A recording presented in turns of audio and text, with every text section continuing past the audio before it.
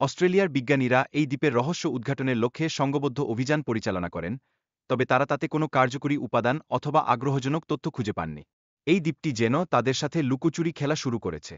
1974 সালে একটি official mission এই স্যান্ডি দ্বীপকে মানচিত্র থেকে বাদ দেওয়ার সিদ্ধান্ত নেয় এবং এটি বাস্তবে অস্তিত্বহীন বলে ঘোষণা করে। এই সিদ্ধান্তটি দ্বীপের রহস্যকে আরও জটিল করে তোলে। 2012 সালে গুগল আর্থের মাধ্যমে স্যান্ডি দ্বীপ আবারও নজরে আসে, যা জনমনে নতুন উত্তেজনা সৃষ্টি করে। এটি তখন একটি কালো দাগ হিসেবে চিহ্নিত হয়, যা পুনরায় গবেষণার প্রয়োজনীয়তা উন্মোচন করে। অ্যান্টার্কটিকার বরফের নিচে একটি সম্পূর্ণ নতুন বিশ্বের আবিষ্কার ঘটছে। এই অঞ্চলে ক্যানিয়ন, জলপথ এবং হ্রদ রয়েছে, যা বর্তমানে ম্যাপ করা হচ্ছে এবং এর ফলে নতুন গবেষণা সুযোগ তৈরি হচ্ছে। লেক ভাজতো পূর্ব অ্যান্টার্কটিকায় 2.5 মাইল পুরু বরফের নিচে অবস্থিত। বিজ্ঞানীরা ধারণা করছেন এটি 1.5 মিলিয়ন বছরেরও অধিক সময় ধরে সেখানকার পরিবেশে অবস্থান করছে। ভুটান বিশ্বের সবচেয়ে উঁচু অচূড়িত পর্বতকুনার পানুমের আবাসস্থল।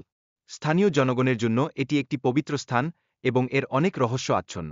অ্যাগ্লো জেনারেল স্টোর একটি কল্পিত শহরের উদাহরণ, যা মানচিত্র নির্মাতাদের কপিরাইট রক্ষার উদ্দেশ্যে তৈরি করা হয়েছিল। এটি আমেরিকার সর্বাধিক পরিচিত কল্পিত শহরগুলির মধ্যে একটি। মানচিত্র নির্মাতাদের পুরনো অভ্যাসের ফলস্বরূপ কল্পনাপ্রসূত শহরগুলি সৃষ্টি হয়, যা পরবর্তীকালে মানুষের বাস্তবে আকর্ষণের কেন্দ্রবিন্দু হয়ে ওঠে। বেরা আইল্যান্ডের অস্তিত্ব নিয়ে ব্যাপক বিতর্ক রয়েছে, যা 1.6 এবং 1.7 শতকের মানচিত্রে দেখা যায়, তবে একসময় এটি সম্পূর্ণভাবে অদৃশ্য হয়ে পড়ে। ফাভেলা বা স্লাম অঞ্চলগুলি সেসব স্থান যেখানে সরকারি সুবিধা, যেমন স্যানিটেশন ব্যবস্থা, অনুপস্থিত। এই অঞ্চলগুলোর দ্রুত সম্প্রসারণের ফলে সরকার তাদের উন্নয়ন কার্যক্রম পর্যবেক্ষণ করতে সক্ষম হয় না।